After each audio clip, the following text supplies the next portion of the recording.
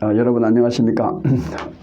오늘 뉴노멀 광장이라는 새로운 채널을 열면서 그 첫 번째 강의로서 진인 조은상의 시무 7조의 정체를 벗긴다라는 제하에 그 시무 7조인 세금을 감해달라. 감성보다 이성 정치를 해주십시오. 명분보다 실리 외교를 취하십시오. 인간의 욕구를 인정하십시오. 또 간신배를 배척하고 인재를 가려서십시오. 헌법 가치를 지켜주십시오. 스스로 먼저 폐하께서 먼저 일신해 주십시오. 라는 이러한 7가지의 상소문을 올렸는데,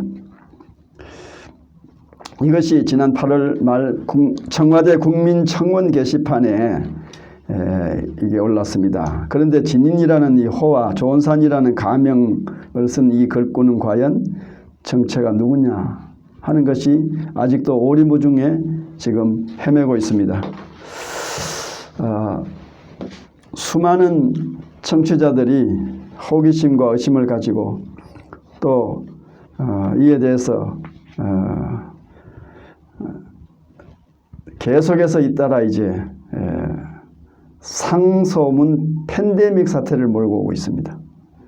이 글이 지금 상당한 길이로 A4 용지 64쪽에 해당하는 이 상소문 형식인데, 이 전혀 정체를 알 수 없는 익명의 이 상소자가 올린 이런 이 상소는 비록 이 문장이 뛰어나고 아무리 좋아도 또 재미있게 여러 가지 해학적인 그런 그 문체로 써졌습니다.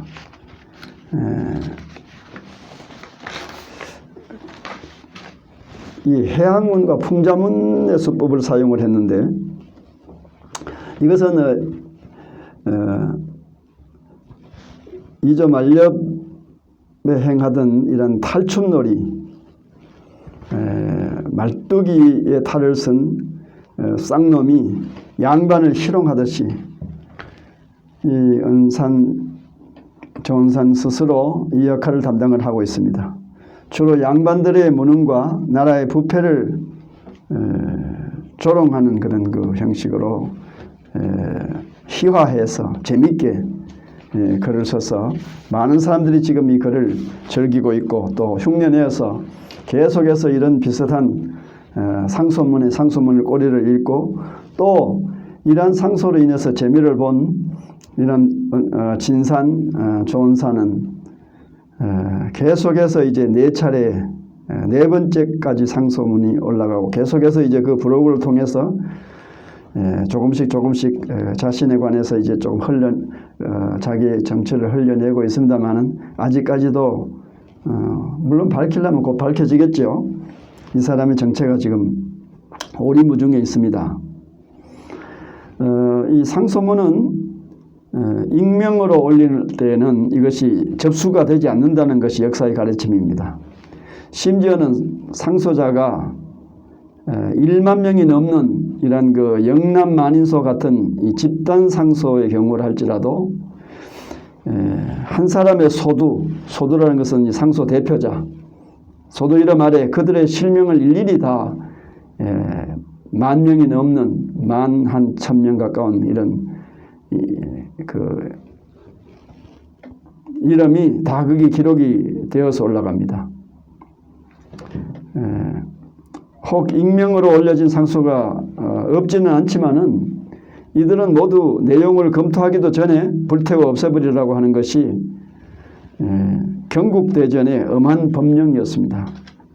그런데 진인 조은산은 자기의 진면목을 아직까지 밝히지 아니하고 시무 7조를 위시해서 계속해서 이제 SNS를 통해서 이제 자기 글을 발표하고 있는데, 자기 자신에 대해서는 조금씩 흘리고 있는데, 이것이 사실 과연 진심이냐 하는 것이 오늘 저의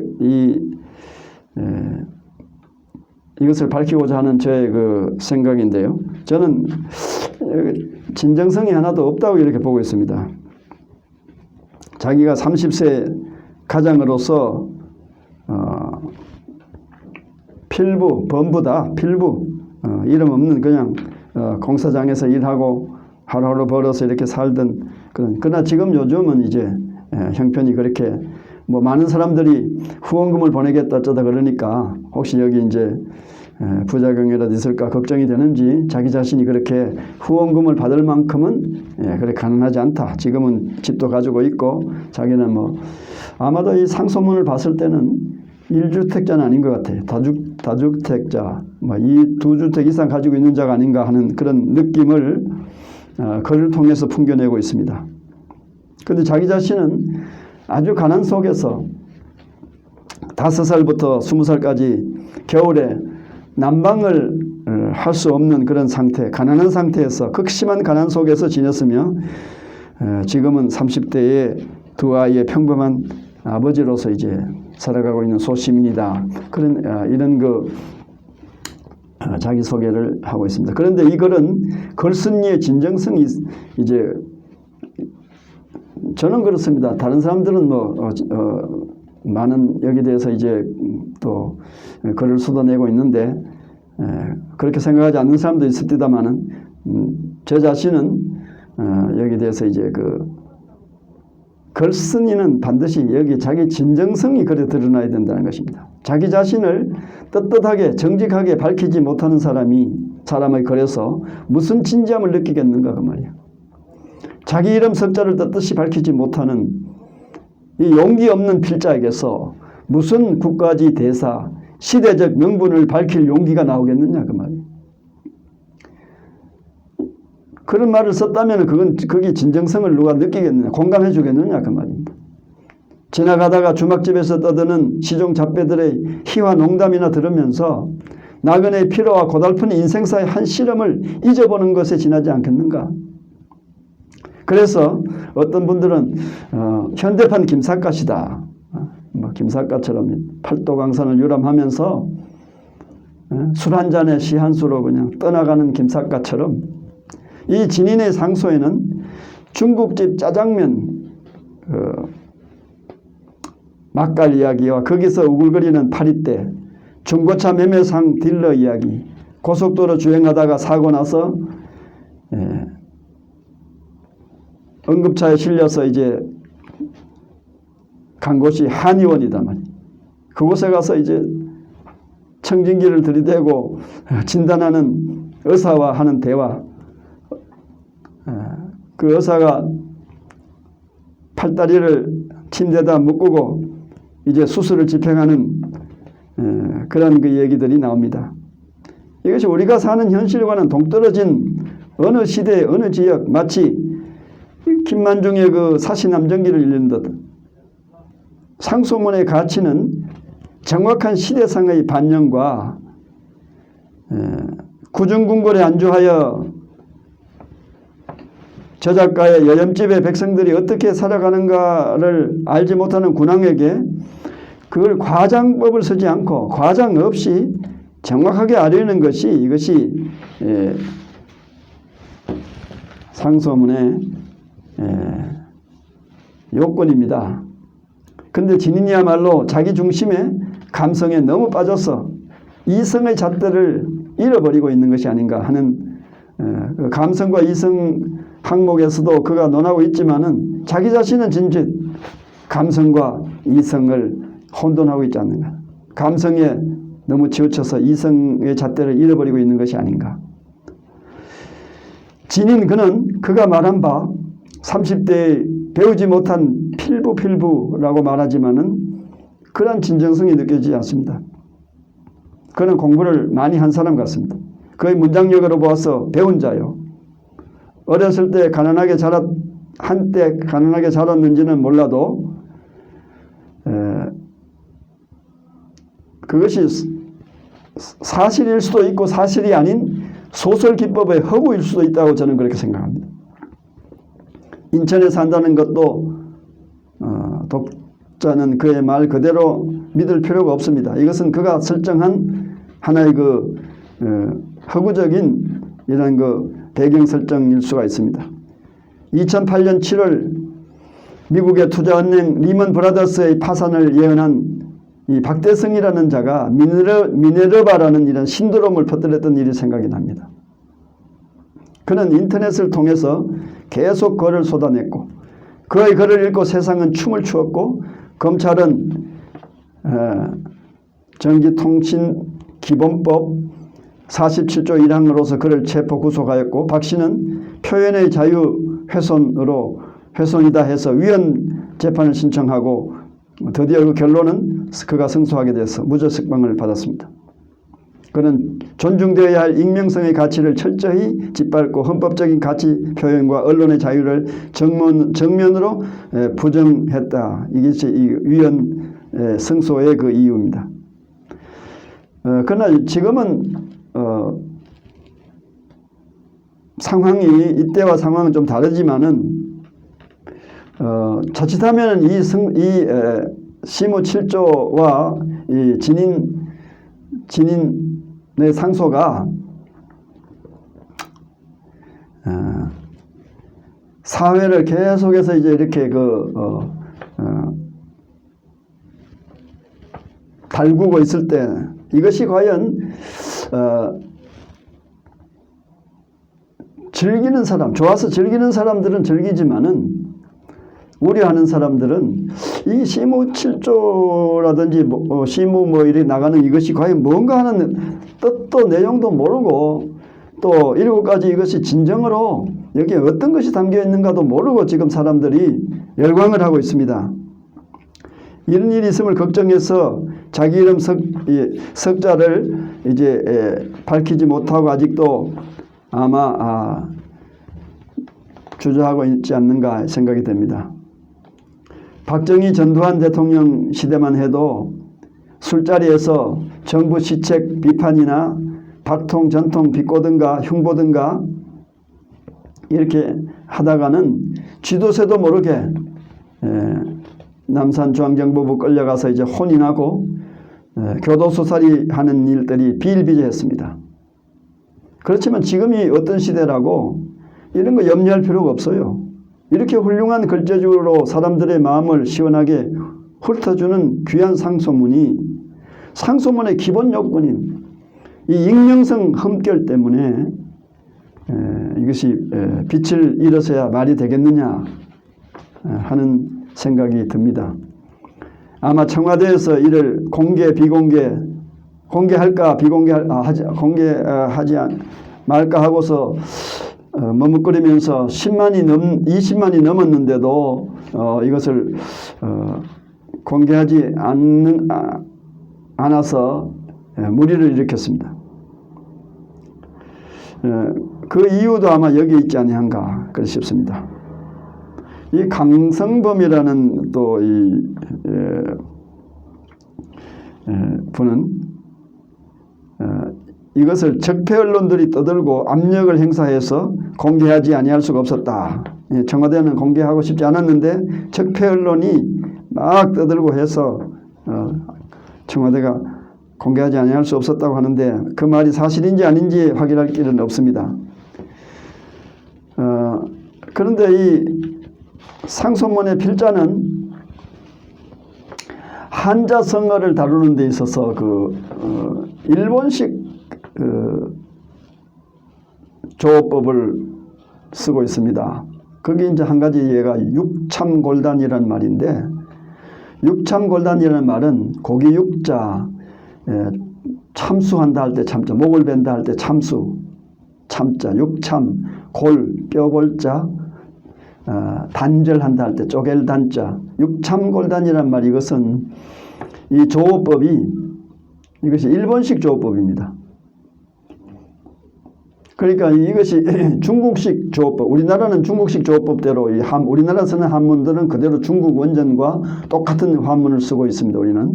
근데 우리나라 중국의 그 조어법, 정통 한문의 조어법은 육참골단이 아니라 참육단골, 참육단골 아니면 단골 참육 뭐 하든지 순서가 어순이 그렇게 돼야 됩니다. 즉 주어, 서술어, 목적어, 중국 한문은 그런 순서로 되어 있습니다. 그런데 이것은 이제 육참골단, 이것은 우랄알타이 어법, 일본식 어법대로 주어 수로 이런 식으로 주어 수로 그다음에 주어 목적어 수로, 그리고 목적어가 먼저 나옵니다. 이 말은 이제 고기를 자르고 뼈를 쪼갠다. 세금을 많이 받을 때에 이제 받는다는 그 부분에서 이 말을 쓰고 있는데, 이 사람은 이것 무의식 중에 이것을 썼다면은 일본에서 공부를 한 사람이 아닌가, 아니면 일본 문학을 좀, 일본 소설 이런 거 많이 읽고 옛날 그 고전들을 많이 읽다가 그게 익숙해진 게 아닌가. 또 이 사람이 쓴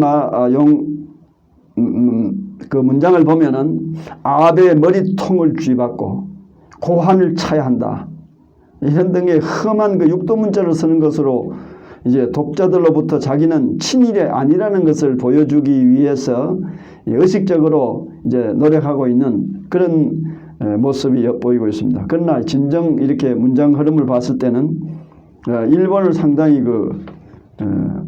이 사람은 일본을 상당히 좋아한다든지 또 어떤 디소미아 뭐 이런 문제 같은 거 이제 그 뒤에 가서 그런 실리 외교를 주장하는 할 때에 그런 얘기가 나옵니다. 이제 그때 가서 또 제가 조목조목 또 분석을 해서 강론하겠습니다. 그러나 그런 고전 문학을 상당한 수준까지 공부한 듯한 느낌이 듭니다. 해학을 다루는 이 능란한 솜씨, 그리고 대꾸법을 쓴단 말이죠. 하늘은 높고 땅은 낮다, 아니면 산은 높고 물은 계곡은 깊다, 뭐 이런 식으로 대꾸법을 쓴단 말이죠. 상당히 능숙한. 그래서 이 상소문 필자는 이 표현 기법으로 봤을 때는 영정조 이후에 꼽히었던 해학 풍자 문학의 기법과 수사법 상으로는 이런 방금 말씀드린 대꾸법을 자주 사용해서 양반과 상능, 가진 자와 못 가진 자, 지배자와 비지배자 이렇게 대칭해서 희화를 하고 있습니다. 마치 봉산 탈춤, 양주 산대 탈춤놀이 등 가면극 탈춤에서 말뚝이 탈을 쓴 쌍놈, 아까 말씀드렸죠. 양반을 희롱하는 그런 흐름으로 이제 이 상소문이 일관하고 있습니다. 주로 양반들의 무능과 탐관놀이 관료에 의해서 부패한 나라가 무너져 내리는 것을 조롱하고 있습니다. 이 탈춤에서 탈이라는 것은 자기의 민낯을 가려주기 때문에 민낯으로는 차마 할 수 없는 말들을 탈 뒤에다가 숨어서, 가면 뒤에 숨어서 마음껏 내지름으로써 평소에 마음에 맺혔던 한풀이를 실컷 하게 되는 것입니다. 여기에서 이제 서민들의 마음에 맺힌 병치유가 일어나는 것입니다. 시무라는 시무라는 말을 쓴 상소문은 역사적으로 이제 최치원이 진성여왕에게 올린 시무 10조 상소문이 원조에 해당합니다. 시무 1호에 해당하는 것입니다. 시무라는 용어를 만든 사람 자신도 신라시대 때 최치원입니다. 진성여왕 때 최치원입니다. 여기 이제 10가지는 임금의 덕은 치우침, 편벽됨이 없어야 한다. 정치에는 인을 근본으로 삼아야 한다. 백성 건지는 것도 인을 근본으로 해야 한다. 세 번째, 어진 임금은 신하를 알아봐야, 즉 신하를 선택하는 데 있어서 이제 그러니까 지금 여기 이 진인 조은산의 이 상소문이 이런 상소문들을, 역대 상소문들을 많이 지금 공부를 했어요. 공부를 해서 거기 조금씩 따오고, 아이디어를 따오고, 거기 용어들을 따오고, 뒤에 이제 율곡의 상소문에 대해서든지 영남 만인소에 대해서 잠깐 말씀을 드리겠습니다만은 그곳에서도 이제 많이 따왔어요. 비상한 인재가 있을 때 비상한 인재에게는 비상한 일을 맡겨야 하고 그 비상한 일로 인해서 비상한 공로가 이제 나온다는 것이죠. 부정 출세를 막아야 한다. 어진 선비를 막아서는 안 된다. 유능한 관리에게 일을 맡겨야 한다. 윗사람에게는 온전한 덕이 있어야 하고 그래야 아랫사람에게 탈이 없다. 사치는 개인과 국가를 망친다. 풍속 순화에 힘써야 한다. 이렇게 이제 10가지를 이제 상소한 것이 최치원의 상소문 10조, 시무 10조 이것이 원조입니다. 그 다음에 이제 고려시대에 최충헌의 봉사 10조가 나오는데요. 여기서 이제 세궁궐 천도 관리 수를 줄여야 된다. 토지 제도를 정비해야 되고 세금을 줄여야 달라. 이건 이제 아마 여기서 시무 7조 진인 조은산의 시무 7조 제1번째 1항목이 아마도 이 최충헌의 그 봉사 10조에 세금 줄여달라는 여기를 많이 참조한 것이 아닌가 싶은 생각이 들어요. 그리고 뭐 승려들이 당시에 왕궁 출입을 많이 해서 폐단이 있었던 것 같은데 그 왕궁 출입을 금지해달라. 또 승려들이 고리대금을 했는데 그 고리대금을 못하게 해달라. 탐관놀이들이 많았는데 그 탐관놀이들을 징벌해달라. 관리들이 사치를 금지해달라. 사찰을 여기저기 수를 줄이고 정비해달라. 신하들이 임금에게 간언을 용납하고 바른말하는 관리를 등용해달라. 이것이 이제 고려시대 최충헌의 봉사 10조 내용이고 최승로의 시무 28조가 있습니다. 고려 6대 성종 때에 최승로가 건의한 이 시무 28개조가 있는데 근데 이제 알아야 될 것은 이제 시무 7조가 나온 김에 그리고 시무 7조가 지금 현재 이렇게 완전히 그냥 아주 그냥 나라를 온통 그냥 이렇게 떠들썩하게 달구고 있고 완전히 그냥 인터넷과 유튜브와 모든 이런 SNS 이런 것을 아주 그냥 시끄럽게 달구고 있는데 이 시무 이게 여기 대해서 우리가 좀 알아야 되겠다는 것이죠. 이 정체를 좀 밝혀야 되겠다는 것입니다. 그런데 역대 이런 유명한 시무자를 쓰는 이런 상소문은 사실은 이렇게 일반 평민이 올리는 상소를 이렇게 시무 이렇게 쓰질 않습니다. 시무 몇 조 몇 조 하고 이렇게 하는 것은 임금이 신하들에게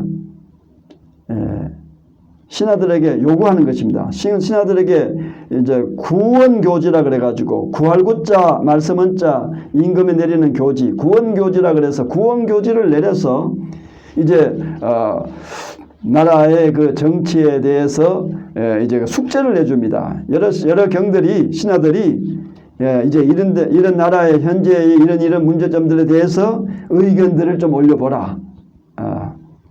짐이 거기에 대해서 이제 검토해보고 참고하겠노라. 이렇게 임금이 신하들에게 요구해서 신하들이 올리는 그런 국가 정책과 나라 개혁에 대해서 고쳐야 될 일들에 대해서 그리고 서민들의 생활에 대해서 임금이 좀 궁금한 걸 알고 싶고 하는 것에 대해서 올리라고 숙제를 내줘서 신하들이 숙제로 올리는 그것이 시무 몇 조 하고 이렇게 임금의 구원교지에 대해서 응답하는 숙제에 대한 답을 올리는 이것이 시무 상소인데 대해서 이걸 알지 못하고 아무나 또나 개나 거리나 그냥 마구 하고 싶은 말들을 안각 그냥 마구 그냥 재밌는 말을 해서 그냥 재밌게만 해서 그냥 막 올리면 그것이 다 상소인 줄 알고 이렇게 올리는데 우리가 알 것은 바로 알아야 됩니다. 최승로의 시무 28조는 상당히 나라의 국방비를 먼저 절감을 해라. 첫 번째. 그리고 사찰 고리대금업을 금지하고 사찰을 정비하고 불상의 당시에 금과 은을 막 입혔는데 그걸 못하게 낭비다 못하게 최승로가 지금 이제 그 상소를 올린 것입니다. 승려 여철이라는 사람이 궁궐에 남아가지고 여러 가지 정사에 간섭했는데 궁궐에서 내보내라. 그리고 불교는 덕을 닦고 수양하고 종교로서 이제 불교는 그리고 유교는 정치로서 두 종교가 균형을 이루어야 된다 하는 상소입니다. 그리고 관리를 공정하게 선발하고 신분에 맞추어서 그 전까지는 관리들의 신분 고하에 그 복색의 구별이 없었는데 복색 색깔로서 구별해서 이제 옷을 입게 해라. 정복 그런 그 말하자면 학교 교복 입듯이 관리들도 그 색깔을 달리하는 그런 그 복식을 입도록 해라는 그런 그 상소입니다. 궁궐의 노비수를 줄이고 중국과 사사로운 무역을 못하도록 올린 것입니다. 그리고 고려의 풍속을 지키도록 하는 이런 것이 최승로의 시무 28조에 들어있는 내용입니다. 이율곡의 시무 6조 상소가 이것이 유명한데요. 그리고 이율곡도 역시 그 많은 봉사라는 1만 자가 넘는 이런 긴 상소문을 또 올린 적이 있습니다. 율곡의 시무, 율곡은 이 시무와 무실이라는 말을 자주 거론을 했어요. 이것은 당시 그 시자는 당시에 그 힘써야 할 일들 그런 뜻에서 시무. 무실도 역시 마찬가지로 실질적인 일에 행동에 실천에 힘을 쓰는 것. 이런 말을 시무 무실이라는 이런 말을 율곡이 자주 사용했다는 것이죠. 율곡이 40세에 성학 집요라는 이런 그 평생의 대작을 임금께 바치고 그리고 또 율곡이 그 시무 상소를 48세에 시무 6조 상소를 올렸어요. 그 6가지가 의진리를 등용하라. 군대를 양성하고 백성들도 역시 양성해야 된다. 백성들도 임금이 백성들의 삶에 있어서 관심을 가져야 된다. 그리고 재용을 넉넉해야 된다. 국가의 국간을 여기서도 그 시무 7조에서도 진인 시무 7조에서도 뭐 국간 얘기가 나오죠. 그리고 국경을 견고히 하고 군마를 양성 10만 양병설이 여기서 나왔습니다. 그리고 국민 교화에 힘써야 된다. 이것이 이제 유명한 율곡의 많은 1만자, 1만만자, 말씀은 자, 많은 봉사. 이것이 시무 6조 상소에 이어서 이제 율곡의 유명한 장문의 상소가 이제 올라가는 것입니다. 폐정개혁, 적폐 하는 말 나오는데 여기서 나온 거죠. 폐정개혁, 공안개혁, 군적 개선, 이 군과 현이란 그 행정 지역을 갖다가 행정구역을 합쳐서 관리 수를 줄이고 예산을 줄이라는 것이죠. 관찰사 임기를 보장. 당시 매직을 해가지고 관찰사가 임기가 짧았어요. 그냥 내려보내서 얼마 있다가 관찰사 갈아치우고 딴 사람 보내고 하기 때문에 이걸 임기를 보장해야 제대로 도정이 이루어진다. 서얼 제도를 폐지했다. 쌍놈이나 또 서자, 양반 출신이 아닌 사람들도 그 인간 댐댐이가 똑똑하고 재주가 있으면은 관리에 등용해서 써야 된다. 그리고 서적 편찬, 출판, 책을 출판하고 하는 일들, 이런 것이 전부 이 상소문 속에 담겨 있습니다.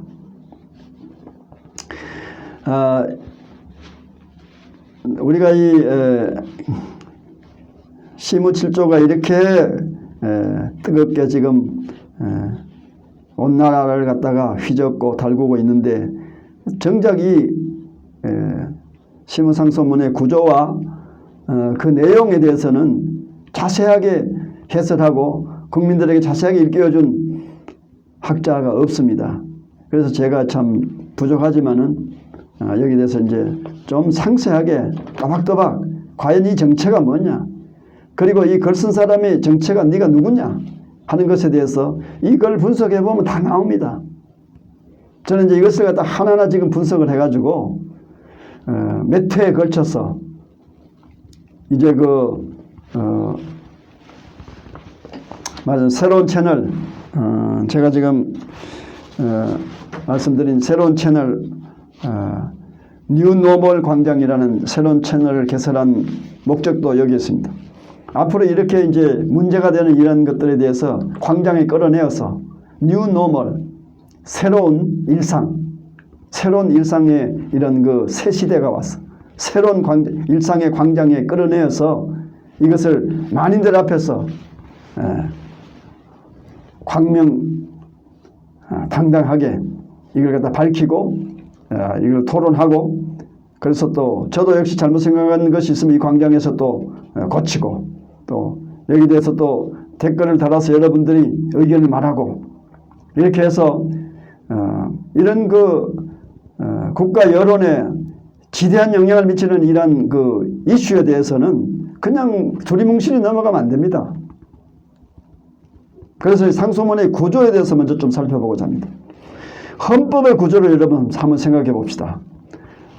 모든 나라의 헌법이 대략 다 그렇습니다. 물론 이 전문이 없는 그런 다른 나라의 헌법도 있기는 있습니다만은 대부분 나라들이 헌법의 본문 1조, 2조 그 앞서 그 전문이 있습니다. 전문이라는 앞전자를 쓰는데 앞전자. 헌법 본문을 조문이라고도 합니다. 조문 1조, 2조, 3조 이렇게 나가는 조문 앞에 조를 프롤로그라고 하고 또 서론에 해당하는 그런 글이 나오는데, 대한민국 헌법 전문은 조문 앞에 공포 형식으로 되어 있는 헌법 제정의 역사적 과정, 목적, 또 헌법의 제정권자, 헌법의 지도 이념, 그리고 원리 등을 규정을 하는 글이 이 선포문 형식으로, 공포문 형식으로 나와 있습니다. 이건 본문과 마찬가지로 이것도 재판에 규범성이 되고 있습니다. 유구한 역사와 전통에 빛나는 우리 대한민국은 3.1운동으로 건립된 대한민국 임시정부의 법통과 뭐 이런 식으로 나갑니다. 그런데 사실은 제 개인적인 의견입니다만은 저는 이 헌법 전문을, 우리나라 헌법 전문이 너무 깁니다. 간단하게 그냥 이 헌법의 사실 전문이 뭐 필요하냐 하는 생각도 들어요. 헌법 전문에 해당하는 것은 헌법 해설할 때에 1조, 2조 이런 것을 이제 전문을 없애버리고 1조, 2조 이렇게 헌법 들어있는 정신들을 해설하는 학자들이나 또 그것을 해설하면서 이해해 나가면 되는 것이지, 전문에다가 쓸데없는 것들을 넣어가지고 이렇게 그냥 여러 가지 혼란스럽게 할 필요가 있느냐 하는 것이 저의 개인적인 의견입니다. 근데 이 상소문도 전문이 지금 들어가 있어요. 전문이 길어요, 아주. 서문, 앞전자 써서 앞에 앞전자, 전문, 서문. 저는 이거 서문이라고도 하고 프롤로그 라고 이제 할 수 있는 이 긴 전문이 들어가 있는데, 기해년, 제가 한번 읽어보겠습니다. 기해년 겨울 타국의 역병이 이 땅에 창궐하여 가솔들의 삶은 참담하기 이루 말할 수 없었어. 그 이전과 이후를 언감생심 기억할 수가 없고 감히 두려워 기억할 수가 없사온데 그것은 소인만의 일은 아닐 것이옵니다. 이렇게 지금 자, 기해년이 언제냐? 기해년은 1919년이 기해년입니다. 돼지띠죠, 기해년. 겨울 2019년 2019년 12월. 그런데 이걸 기해년이라고 썼으면은 겨울 그러지 말고 섣달이라고 쓰죠. 그렇게 하지 아니하고 그냥 기해년 겨울. 타국의 역병이라, 타국의 역병이 이 땅에 창궐하여 가솔들의 삶은 참담하기 이루 말할 수 없어, 이렇게 썼는데요. 뭐 문장이 괜찮습니다. 시작이 괜찮은데요. 이 타국은 타국, 떼국. 우리가 중국을 옛날에는 뗀놈들이라고 했어요. 뗀놈들. 뗀놈들 나라. 떼국. 그러니까 타국은 떼국, 중국 막 그런 그래서 지칭을. 이 상소문 필자가 대중국관을 엿볼 수가 있어요. 중국을 거의 좋아하지 않는다는 걸 벌써 처음부터 알 수 있어요. 뗀놈들에게 옮겨온 몹쓸병이란 타국의 역병, 뗀놈들이 옮겨다 준 몹쓸 역병이다 그 말이죠. 이 창궐하야, 창궐, 가솔, 참담 이런 어휘 선택의 재능은 하루아침에 되는 게 아닙니다. 고전 문학 연구 내지는 수련이 약간 몸에 배어있는 작가가 아닌가 싶습니다. 그 이전과 이후를 언감생심 기억할 수가 없고 원숭이 나무에 떨어질 때가 있다듯이 이렇게 이런 문장 흐름에 상당히 참 자유자재로 능란한 이런 농객이 이런 상소자가 여기 언감생심을 쓴 거는 이거는 좀 그 이전과 이후를 언감생심 기억할 수가 없다. 좀 어색해요. 잘 어울리지 않습니다. 언감생심이라는 거는 이제 어찌 감히 그럴 때 감자 생심 날 생자 마음심자 어찌 감히 마음먹을 수가 있는가. 그 이전과 이후를 어찌 감히 마음먹을 수가 있는가. 이 언감생심이란 말은 예를 들면 우리 형편에 네 유학이 언감생심이지 않느냐. 아주 가난한 사흘의 피죽도 한 그릇 못 먹는 집안에서 아들이 지 제주만 믿고 제주 있다고 아버지 나 지금 미국 유학하겠습니다. 그렇게 했을 때 아버지가 언감생심 우리 형편에 찢어지게 가난한 우리 형편에 네 미국 유학이 언감생심 아니냐. 그럴 때 쓰는 거예요. 이 언감생심은. 또 머섬을 살고 있는 종놈이 아니면 머섬 사는 머섬이 대감집 참 교수 아주 아리따운 교수를 인물이 출중하고 빼어난 그런 교수에게 마음이 뺏겨서 대감녀 앞에 마당에 엎드려서 딸 주십시오. 나를 사위 삼아 주십시오. 그럴 때에 너희는 너 주제에 내 딸을 넘겨다 보다니 언감생심이로구나. 언감생심은 그때 쓰는 말이에요. 그런데 여기서 그 이전과 이후를 가솔들에서 하면 참담하기로 말할 수 없어서 그 이전과 이후를 언감생심 기억할 수가 없고 감히 두려워 기약할 수가 없어. 여기 좀 잘 어색해요. 어울리지 않는 것 같아요. 그것은 소인만의 일은 아닐 것입니다. 그런데 참이 아주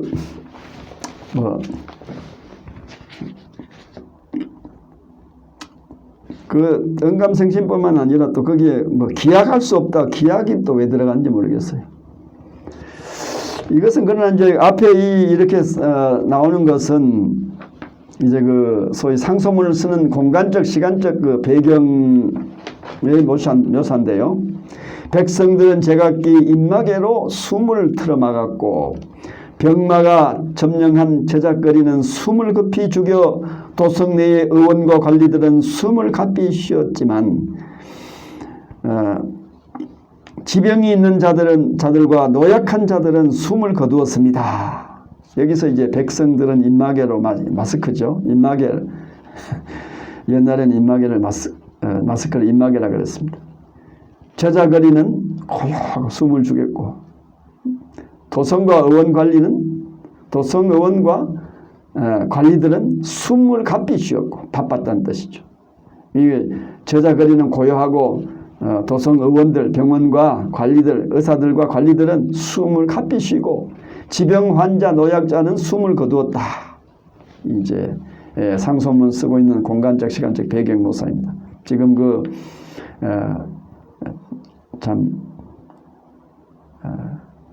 도성 안에 앉아 계시는 임금은 이 백성들의 이런 고통이 어떤지를 모르고 계시기 때문에 이제 알려주는 거예요. 병마에 사시는 가난한 자와 부유한 자를 가려 찾지 않아 싸우며 절명한 자의 지아비와 지음이 앞에서 가난한 자의 울음과 부유한 자의 울음은 공히 처연해서 없고 그의 새벽 도성에 내린 눈 이래 나오는데요. 이 병마의 사신, 죽음의 신이죠. 사신. 이 병이 걸려서 그냥 죽어가는 사람들이 많다는 처참한 이런 모습을 지금 그려내고 있습니다. 가난한 자, 부유한 자는 불문하고 묻지 않고, 절명한 자의 지아비와 지엄이, 지아비 붙자 지엄이 붙자, 부부라 그러죠. 부부. 가난한 자 울음과 부유한 자의 울음은 공히 처연했다. 똑같이 구별. 그러니까 가난한 자와 부유한 자가 이렇게 병마 앞에서, 죽음 앞에서는 차별이 없는데 어찌하여 이렇게 참 삶에 있어서는 이렇게 차별이 있는가, 그 뜻이죠. 그의 새벽 도성에 내린 눈에 대해서 이제 참 이것은 사실은 이거 말이죠. 참 말을 위한 말이다. 이것이 상소문에 혹 이런 게 조금씩은 언급이 됩니다만은 너무 이렇게 언어가 낭비되지 않는가, 그런. 그의 새벽 도성에 내린 눈, 정성댁 기와와 여염집 초가지붕. 근데 여기 서울에 초가집이 있는지 모르겠어요. 이건 수사를 위해서 만든 이 말의 낭비가 아닌가, 언어 낭비가 아닌가, 그런 생각이 들어요. 하나 폐하, 인간의 본성은 본디 나약하나 이 땅의 백성들은 특히 고난 앞에 결연하였고, 인간의 본성은 본디 추악하나 이 땅의 백성들은 특히 역병 앞에서 서로 돕고 의지하였나니 아녀자의 치마로 돌을 실어 외적의 골통을 부순 행주산성이 그러하였고, 십시일반 금부치를 모아 빈사 직전에 있는 경제위기가 그러했듯이 이는 곧 난세의 천운이요 치세의 근본이 아니고 무엇이게 사옵나이까.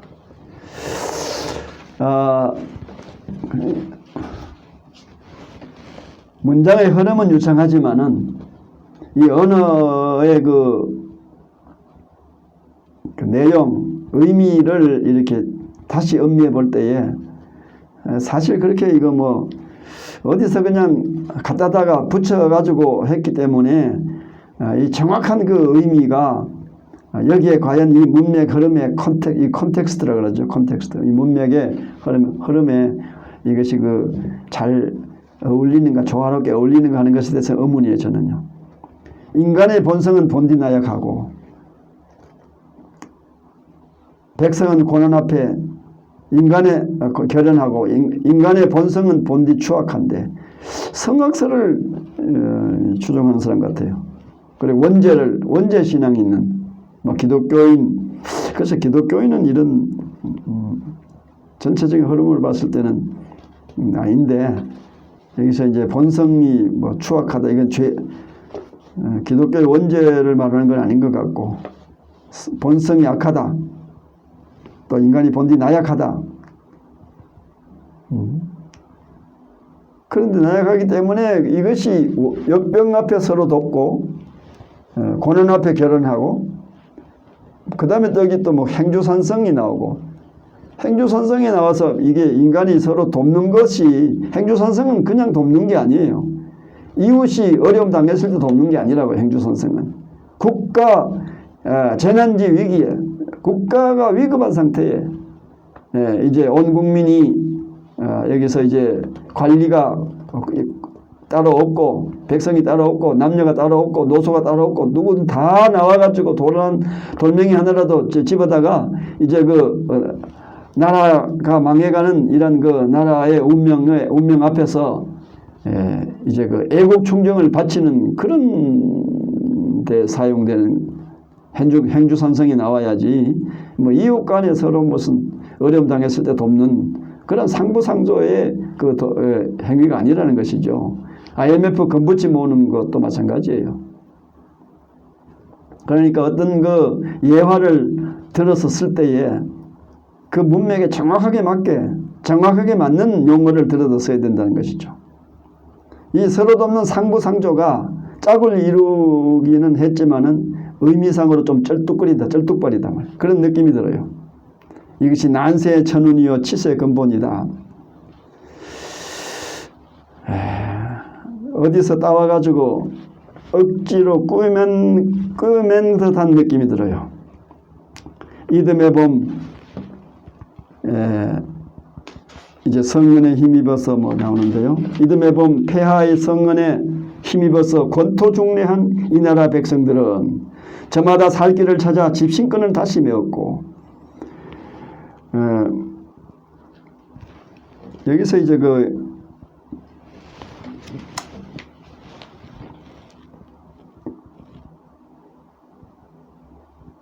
권토중래라. 성은에 힘입어서 권토중래했다. 집신권을 다시 메고 용진했다.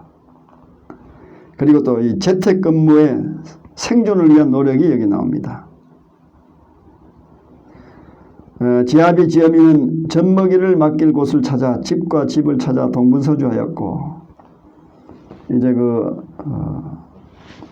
코로나 역병으로 인해서 이제 모든 직장이 이제 대부분 다 폐쇄되고 문을 닫고 모임이 금지되고 이런 상태에서 이제 재택근무에 당하는 등 살 길을 찾아서 고행하였는 바 고을 안 남루한 주막에 이제 그래서 그런 상황에서 이제 어떤 길을 가다가 남루한 주막집에 들린 것 같아요. 거기서 이제 가락국수 한 그릇을 먹었는데, 가락국수 한 사발을 먹었는데, 그 가락국수에 이제 소위 말하는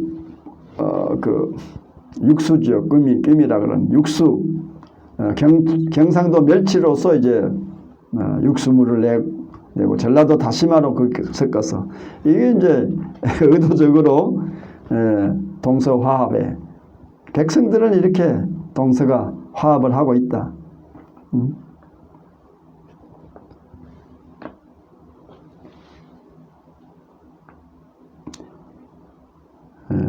백성의 가락국수 한 사발에 담겨서 남겨진 할미와 손주의 상에 올랐는데, 경상도의 경상멸치와 전라다시마로 육수를 낸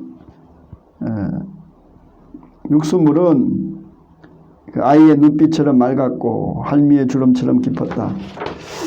글쎄 그 육수물을 묘사하고 있는 것도 역시 이렇게 어떤 대꾸를 이루기 위해서 이 말 저 말을 따왔는데, 그 다음에 산모의 해산 장면이 나와요.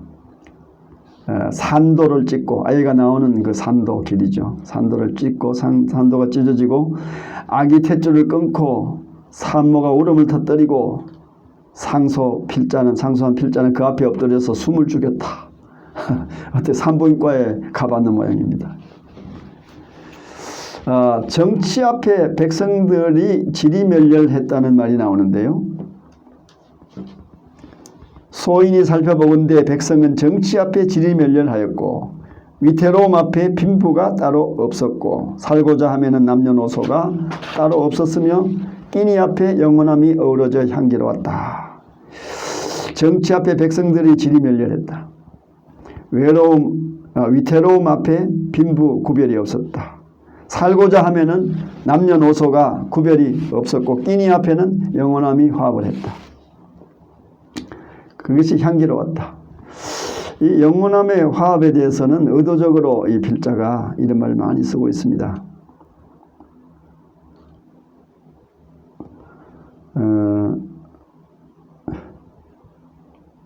내 생각에는 아마도 이분의 이 호남 사람들이 저는 호남 사람들의 그 장점들을 많이 알고 있습니다. 상당히 참 다정다감하고 특히 정서적으로 이렇게 문필 어떤 문장이나 이런 데 대해서 다른 데보다도 훨씬 더 거기가 소위 그래서 그 지역의 기후와 풍경이 아마 그런 곳이 영향을 주지 않았나 그런 생각도 들기도 해요. 상당히 부드럽고 또 그래서 송광정철도 그 전남 담양이라는 그곳에 귀향을 가서 있으면서 그곳에서 또 송순이라는 사람이라든지 그곳에 많은 문인들을 배출한 곳이 호남 전남 담양 그쪽 일대입니다. 호남 정철도 그곳에 가서 그 송강정을, 거기 가면 송강정이라는 정자가 있어요. 담양에. 그곳에 이제 그 송강정에서 사민곡, 송민곡 뭐 이런 아주 그냥 참 위대한 그런 그 가사문학의 그 길을 열었죠.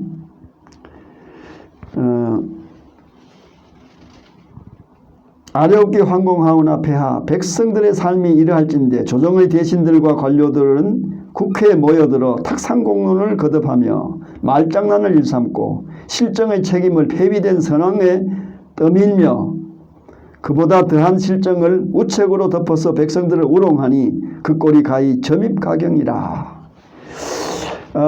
어느 대신들 그 국회 탁상공론에 대해서 말하고 있습니다. 말장난이다, 말장난. 사실 맞죠. 이건 잘 지적했죠. 실정의 책임을 폐위 선왕, 박근혜 대통령이라든지 또 무슨 4대강 사업 이명박 대통령이라든지 그런데 덮어 잡고 탓이다, 탓으로 돌리는 것이죠. 그리고 실정, 잘못된 정치에는 어리석은 정책 이런 것들은 먼저 그 어떤 선왕 치세에 그때 되어진 것이지 하고 지금의 잘못된 게 아니다. 그래서 백성들을 우롱하고 있다. 이게 점입가경이다. 그래서 어느 대신은 집값이 11억이 오른 것을 현 시세 11%가 올랐다는 미친 소리를 짓거리고 있으며 미친 소리. 미자가 들어가는 그 장관 있죠. 김현미 장관인가요? 이분이 계속해서 또 이 다음 상소가 올라온 게 있는데 그 상소에서는 이 장관들의 이름들을 이렇게 줄로 맞춰가지고 옆으로 쭉 하는데 마치 이제 가로로 쓴 문장의 첫 글자, 그 밑에 줄 또 글자 이렇게 맞춰보면은 뭐 해괴한 뭐 어떤 일로 무슨 찬물을 끼얹었다 하면은 해찬, 이해찬 이래 되고 미친 소리 하면 이제 그 현미 뭐 예를 들어서 무슨 현명한 위에 줄에서는 뭐 현명한 현 정부만 현자를 써놓고 그 밑에 줄에는 이제 뭐 미자 이렇게 써가지고 미친 소리 이렇게 써가지고 그 위에 현자하고 밑에 그 다음 줄에 미자하고 맞추면 이제 현미 이래 되도록 그걸 맞춰서 올린 그런 상소가 있습니다. 다음번 상소 때 제가 그것을 밝혀서 말씀드리겠습니다. 또 어느 대신은 한양 도성이 천박하니 세종 수도천도를 주청했다. 이해찬 얘기죠. 본직이 법무장관인지 국토부 장관인지 감 못 잡은 어느 대신은 전월세 가격을 자신이 정하겠다. 널뛰기 칼춤 추어 미천한 백성들 애간장을 태운다.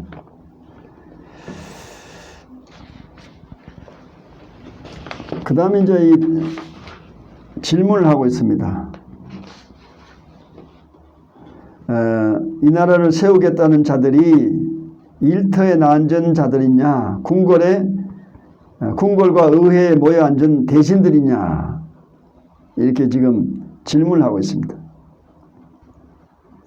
또한 역사를 되짚어 살펴보건대 과연 이 나라를 도탄지고에 빠뜨리고 있는 자들은 우매한 백성들이 어사옵나이까 아니면은 제2덕에 눈먼 탐관놀이들과 무능력한 조정 대신들이 어사옵나이까 이렇게 묻고 있습니다. 그러니까 탐관놀이, 대신, 치자, 대 힘없는 백성들 이렇게 항상 대조해서 가진 자, 못 가진 자, 지배하는 자, 지배받는 자 이런 식으로 이제 갈라서 지금 이 상소를 지금 상소문을 짜고 있습니다. 하여 경자년 여름, 경자년 할 때 경자는 이 쥐띠입니다. 쥐띠인데 경자년 여름 간신들이 쥐떼처럼 창궐하여. 이제 이것도 역시 이게 흔히들 보면 이게 옛날에 문틀, 글을 쓰는 틀이 있습니다. 문틀. 그 문틀에 맞춰가지고 뭐 상소문이면 상소문 문틀이 있고 서간문이면 서간문 문틀이 있어요. 내간체면 내간체 문틀이 있고 그 문틀에 맞춰가지고 쓰는 수법입니다. 경자년 여름 간신들이 쥐떼처럼 창궐하여 역병과 같으니 정책은 난무하나 결과는 전무하여 허망하고 열매는 하나이나 이루는 다분하니 민심이 사분오열되었다 이렇게 말하고 있어요. 이 글을 위한 글입니다. 이 아무 의미가 이걸 읽어서 재미를 느낀 사람이 있는지는 몰라도 좀 내용이 좀 더 충실하게 어떻게 이만한 글솜씨는 있는데 사실 그 내용이 좀 비어 있는 것 같아요. 막연하고 좀 구체적으로 이 상소문은 뭐든지 구체적인 사실을 지적을 해야 됩니다. 구체적인 사실을 육하원칙에 의해서 지적을 하고 그것을 아름다운 문체로서 이제 표현 수사법은 아름답게 하되 뭐 허공에 허공에 뜬 것을 잡는 것 같이 그렇게 뭐 쥐떼처럼 창궐이라는 말 앞에 나왔던 말을 계속해서 쓰고 있고 역병이라는 말도 계속해서 쓰고 있고 정책은 난무하나 결과는 전무하여 이 뭘 말하는지 이런 걸 말을 해야 돼요. 물론 이제 주택 정책을 말하겠죠, 그죠? 집값 문제 뭐 이런 거 여러 가지 세금 문제 뭐 여러 가지 국정 그런 걸 얘기하겠지만은 뒤에 이제 이것은 조목조목 말하기 때문에 뭐 이렇게 쓸 수도 있는 것 같습니다. 조정 대신 관료들은 제당파 제2익만 급급하니 폐하의 눈과 귀를 그것으로 흐리게 한다. 병마와 정세로 핍박받는 백성의 고통은 날로 극심해 가니 소신이 피를 토하고 뇌수를 뿌리는 심정으로 시무 7조를 주청을 하오니 굽이 살피시고 조정 대신들과 관료들은 물론 각지의 군수들을 재촉하시고 이 일을 주청하도록 하시오면 소인은 살아서는 더 바랄 것이 없사옵고. 근데 여기서는 더 바랄 것이 없다 그랬는데 다음번 상소 올리는데 보면은 노아묵에 쫓아내고 자기를 그 자리에 앉혀달라. 비서실장 노아묵에 노영민 쫓아내고 그 자리에 자기 앉혀달라 하는 걸 봤을 때는 앞뒤가 안 맞습니다. 살아서 더 바랄 게 없다. 바랄 게 없는 게 아니에요. 또 죽어서는 각골난망하여 각골난망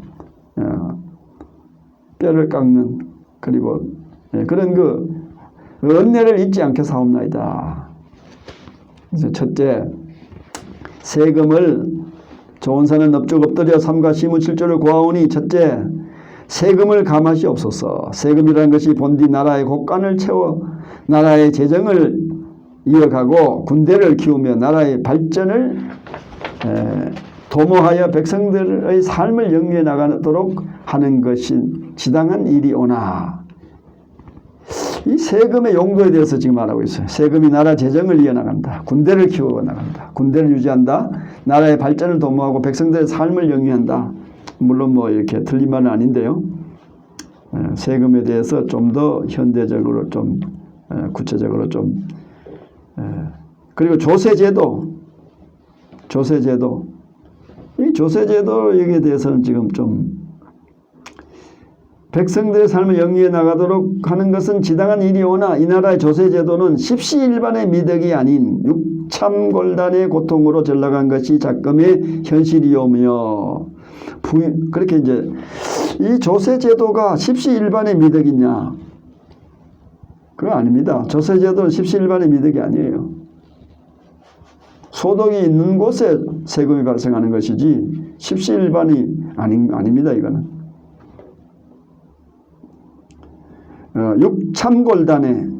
육참골단의 말도 여기서 썼는데 아까 말씀드렸지만은 고기 육자 근육이라는 뜻이 근육을 베고 근육을 베고 골단 뼈골자 끈을 단자 뼈를 쪼갠다. 근육도 베고 뼈까지 쪼개간다. 아주 그냥 샅샅이 끌고 간다. 그냥 뭐 아주 무자비하게 무자비하게 뺏어간다. 완전히 그냥 싹싹 다 끌고 간다. 그런 뜻인데 이거 일본식 조어법이라 그랬어요. 근데 육참골단이 이런데 보다는 우리 그 역사적으로도 그 역사책에서 많이 나오죠. 황구첨정이나 백골쟁포 같은 사례가 많이 나오죠. 세금을 많이 받는 것, 또 세금 제도, 세금 받는 것에 대해서 이제 부당하게 세금을 매기고 세금을 뜯어가는 것에 대해서는 황구첨정이라. 황구첨정이라는 것은 병아리의 그 주둥이 노란 그 병아리, 거기에다가 이제 그 세제도를 부과한다. 첨정. 백골쟁포. 백골이라는 것은 무덤에 묻혀가지고 이제 하얀 뼈만 남아 있는 그런 무덤에, 그러니까 죽은 지가 오래된 사람에게도 세금을 부과한다. 어린아이에게는 세금을 부과하지 않는데 그 군포라든지 그 장정들에게만 부과하는 세금을 어린아이에게도 세금을 부과한다. 황구첨정, 백골쟁포. 죽어서 묻혀가지고 백골이 돼가지고 묻혀있는 그런 사람에게도 세금이 나간다. 그런 그 세제에 대해서 이 조선 말기에 그 아주 세제 부패한 탕과 놀이들에 의해서 그런 역사적인 것, 얼마든지 그런 성구들이 있습니다. 부자를 죄인시한다. 소득의 절반을 빼앗고. 이건 확실히 좀 그런 거 맞는 것 같아요. 이 부자를, 이 나라는 지금 현재 이 정권은 부자를 죄인시해요. 그래서 그냥 뭐 부자이기 때문에 그냥 아주 네 죄를 네가 알렸다 하는 식으로 세금도 막 이제 부자이기 때문에 소득의 절반을 빼앗고, 부자의 자식은 부자 되면 안 되니 다시 빼앗고, 재벌 기업 상속을 못하게. 사실 우리나라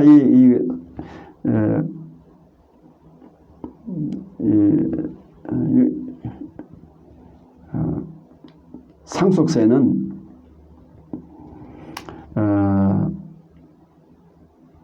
기업이 상속을 하게 되면 거의 그냥 엄청나게 절반 이상을 잘라버리기 때문에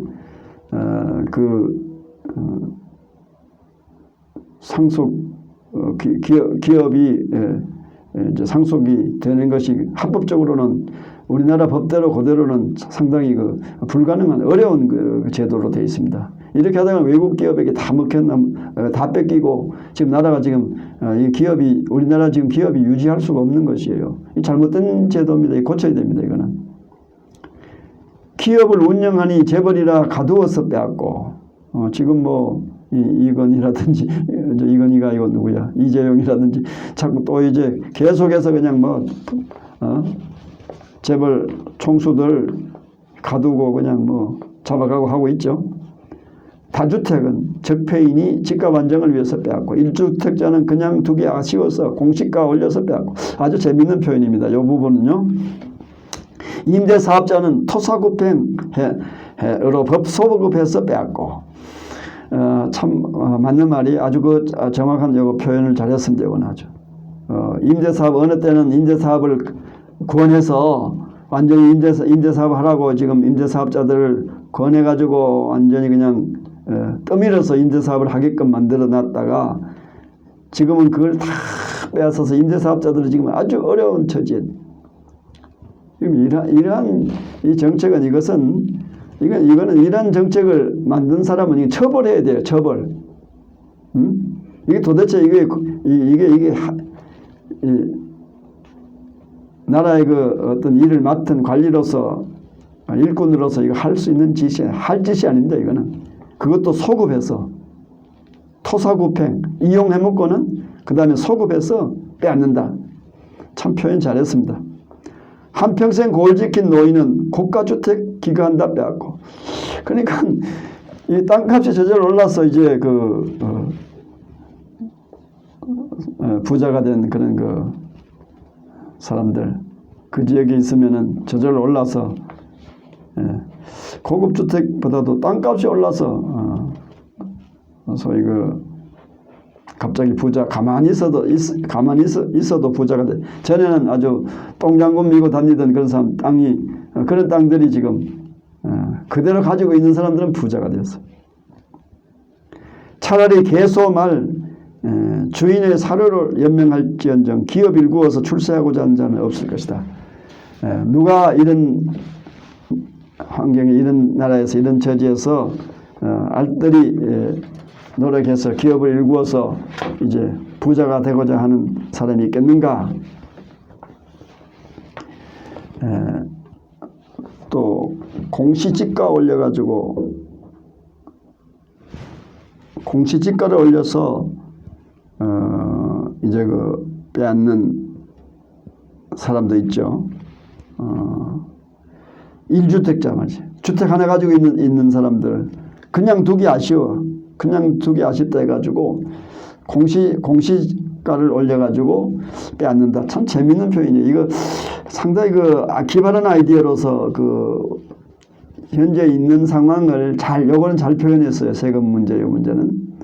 세금 정책에 세금 정책 이 문제를 지금 헌에 빠진 이 정세를 통하여 나라의 곳간을 채울 수 있을지언정 소비 둔화와 투자 위축 또한 존재하거늘 이토록 중요한 국가 시책을, 이거 사실 중요한 국가 시책이죠. 이것을 흔해 빠진 이 학자들, 뭐 그냥 참 속된 말로 말하면은 늘려 빠진 그런 그 학자들 말 한마디 참고하지 않고 독단으로 집행하는 이유가 무엇이냐? 전대 통치자들은 사실은 자신이 모르면은 아는 학자들을 불러서 배웠어요.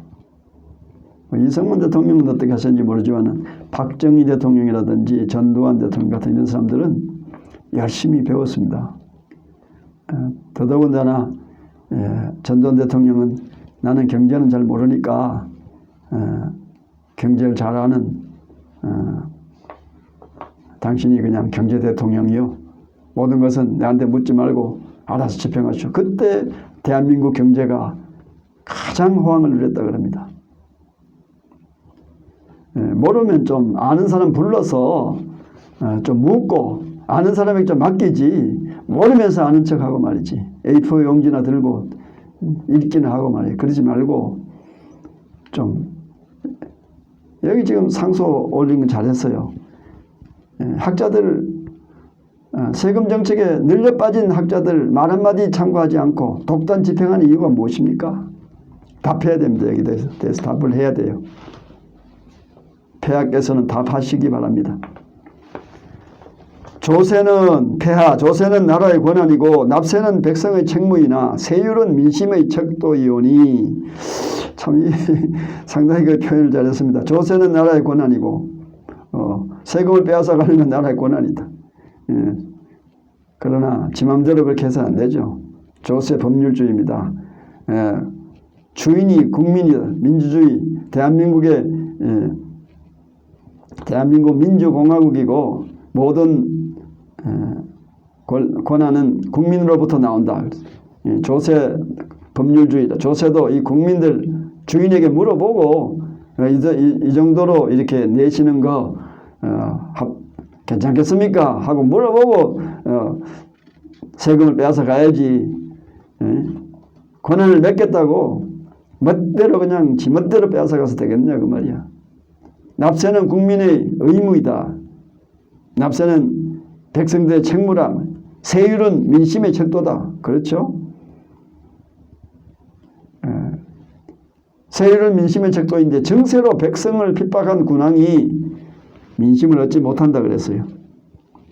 정세로 백성을 핍박한 군왕이 어찌 민심을 얻게 사오며 민심을 잃은 군왕이 어찌 천하를 논하고 대업을 이끌 수 있게 사옵니까? 그렇죠? 역대 정권들, 역대 군왕들이 아주 세금을 가혹하게 빼앗아가듯이 이렇게 세금을 빼앗고 하는 정치가, 성공한 정치가 없습니다.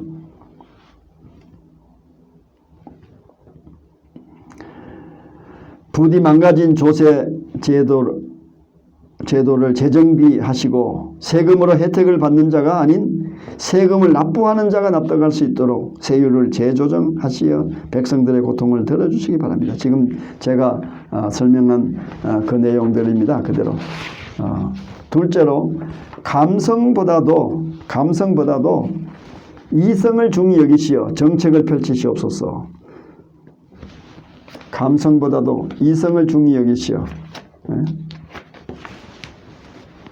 정책을 펼치시옵소서. 스스로 빌어먹지 않고 노는 백성이 스스로 벌어서 배를 두드리고 나라의 곳간을 갉아 재정적자를 초래하는 것은 감성이요, 진정으로 나라의 도움이 필요한 이들에게 곳간을 열고 자비를 베풀어 구휼하며 재정을 알뜰히 하여 부국강병의 초석을 닦는 것이 이성이니, 감성이 이성을 앞서면 게으른 백성이고 게으른 백성이 고기를 씹고 병약한 백성이 마른 침을 삼키는 것과 같사오며, 이성이 감성을 앞서면 게으른 백성이 고기를 얻기 위하여 화살촉을 갈고 병약한 백성이 죽한사발을 앞세워 일터로 나가는 것과 같사옵니다.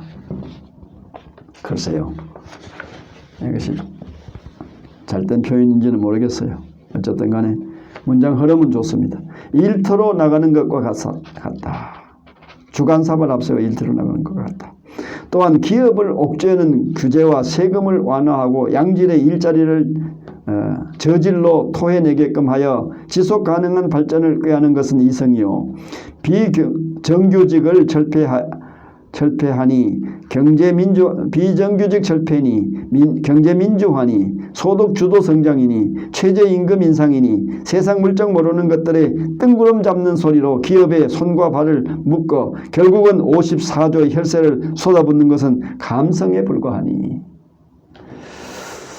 감성이 이성을 앞세우면 암탉을 때려잡아 그 고기를 잘게 나누어 굶주린 이들에게 흩뿌려 기름진 넓적다리 살에 아귀다툼을 벌이게 하는 것과 같고, 이성이 감성을 앞세우면 암탉에게 좋은 먹이를 주어 살을 찌우고 크고 신선한 계란을 연신 받아내어 백성 모두가 닭 한 마리씩을 먹을 수 있게 하는 것과 같사옵니다. 이거 이제 흔히들 그 예가 암탉 얘기는 이제 우리나라의 그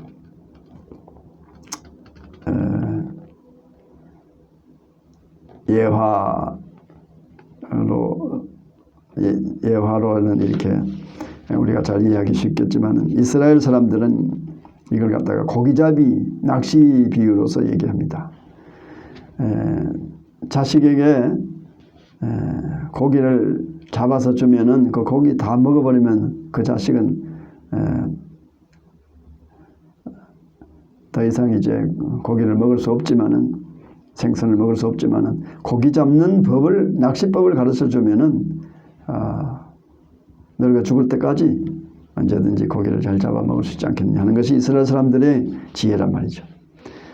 그와 같은 비유입니다. 폐하께서 그리 씹어대고 물어뜯던 22조의 4대강 사업이 그 실체라도 자리를 지키고 있는 것은 이성이 감성을 누른 까닭이 없고, 이제 은근히 그 이명박 대통령 시절에 정책을 갖다가 이제 편을 드는 것입니다. 마땅히 기업이 해야 할 일을 백성의 혈세로 대신한 바 폐하의 54조는 증발하여 그 흔적조차 찾을 수 없는 것은 바로 감성이 이성을 누른 까닭이온데, 폐하를 비롯한 대신들과 관료들이 모두 백성들의 감성을 자극해 눈물을 쥐어짜내기 위한 지지율 확보용 감성팔이 정책에만 혈안이 되어 있는 바, 이러한 조정정책의 기조 변화 없이 어쩌다가 올 160조 신분배 정책을 지지할 수 있으며 어찌 그에 따른 결과를 기대할 수 있겠사옵나이까.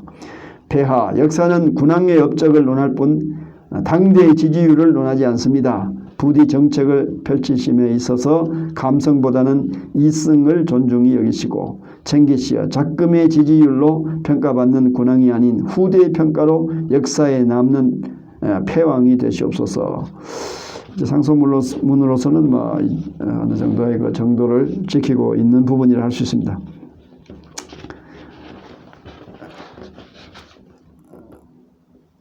오늘 여기까지 하고 이제 다음에 또 제3항 삼항 명분보다 실리를 중히 여기시옵소서. 여기 이제 계속해서 자세히 이제 이 뿌리를 완전히 시무칠조라는 것이 이렇게 온 나라를 휘몰아치고 여론을 달구고 이렇게 SNS, 인터넷 모든 그런 이런 매체에 지금 이렇게 오르락내리락하고 있는데 정확하게 이 정체가 무엇이냐? 과연 진인 조은사는 누군가? 어떤 사람인가? 그가 말하고 있는 바대로 과연 그런 사람인가? 아니면 그것도 허구인가? 하는 것에 대해서 이제 제가 천천히 그냥 문화평론 시간에 이것을 갖다가 논평하듯이 평론하듯이 하나하나 따져서 그 실체를 정체를 한번 밝혀보고자 합니다. 정체를 한번 벗겨보고자 합니다. 많이 시청해 주시고 또 구독해 주시고 또 좋아요 눌러 주시고